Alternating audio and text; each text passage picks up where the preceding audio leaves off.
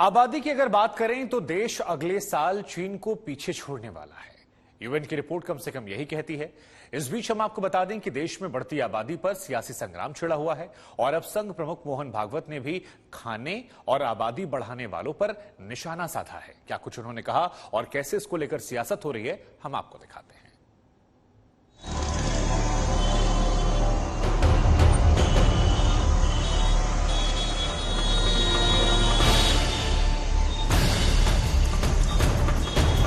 खाना पीना, प्रजा बढ़ाना, ये तो पशु भी करते हैं ना। जागरूकता के माध्यम से, इन्फोर्समेंट के माध्यम से उसको नियंत्रित करके जनसंख्या संतुलन की स्थिति पैदा करें। पॉपुलेशन के बारे में बार बार आप बात करके एक समुदाय के खिलाफ नफरत आप पैदा करते हैं। जनसंख्या पर सियासी जंग छिड़ गई है।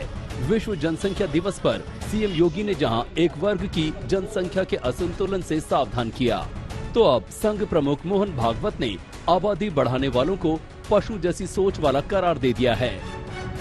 मनुष्य के पास अगर बुद्धि नहीं होती तो man is the weakest animal of the earth. लेकिन एक कॉग्निटिव इंपल्स आया कभी उसके जीवन में, उसने उसका जीवन बदल गया, सर्वश्रेष्ठ बनाया। लेकिन केवल खाना पीना, प्रजा बढ़ाना, ये तो पशु भी करते हैं ना। जो ताकतवर है वो जी लेगा। This is the law of the jungle. Survival of the fittest. This is a truth applicable to animals, not to humans. Mohan Bhagwat Karnataka के एक दीक्षांत समारोह में बोल रहे थे। उन्होंने कहा कि भारत के तेजी से तरक्की करने के संकेत हर ओर से मिल रहे हैं। 10-12 साल पहले कोई कहता कि भारत तेजी से तरक्की करेगा तो कोई इसे गंभीरता से नहीं लेता। वहीं देश रफ्तार पकड़ रहा है और इसमें आबादी एक बड़ी बाधा है। दूसरी तरफ असदुद्दीन ओवैसी ने उन पर मुसलमानों के खिलाफ नफरत फैलाने का आरोप लगा दिया। मनुष्य के पास अगर बुद्धि नहीं होती तो man is the weakest animal of the earth. लेकिन एक कॉग्निटिव इंपल्स आया कभी उसके जीवन में, उसने उसका जीवन बदल गया, सर्वश्रेष्ठ बनाया। लेकिन केवल खाना पीना, प्रजा बढ़ाना, ये तो पशु भी करते हैं ना। जो ताकतवर है वो जी लेगा। Is the law of the jungle, survival of the fittest.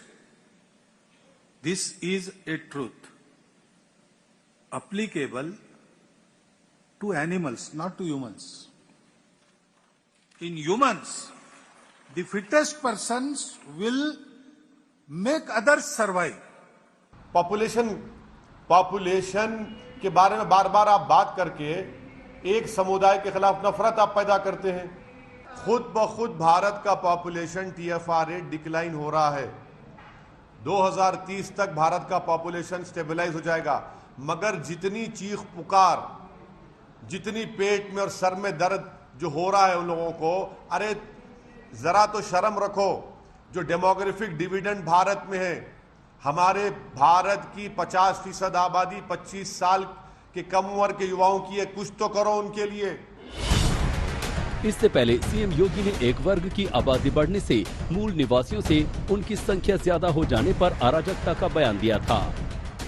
ऐसा नहीं कि किसी वर्ग की आबादी बढ़ने की स्पीड, उनका प्रतिशत ज्यादा हो और कुछ जो मूल निवासी हो उन लोगों की आबादी के स्थिरीकरण में हम लोग जागरूकता के माध्यम से, इन्फोर्समेंट के माध्यम से उसको नियंत्रित करके जनसंख्या संतुलन की स्थिति पैदा करें। इस बयान पर भी ओवैसी भड़क गए थे।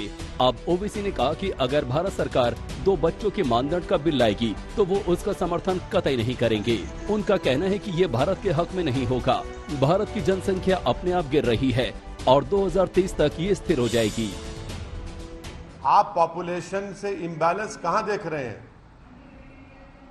आपको तो ये देखना चाहिए कि जो भारत की जो डेमोग्राफिक डिविडेंड है, उसके लिए आपकी ऑर्गेनाइजेशन ने, जिस पार्टी को आपने सत्ता में लाया, उसने क्या किया 8 साल में?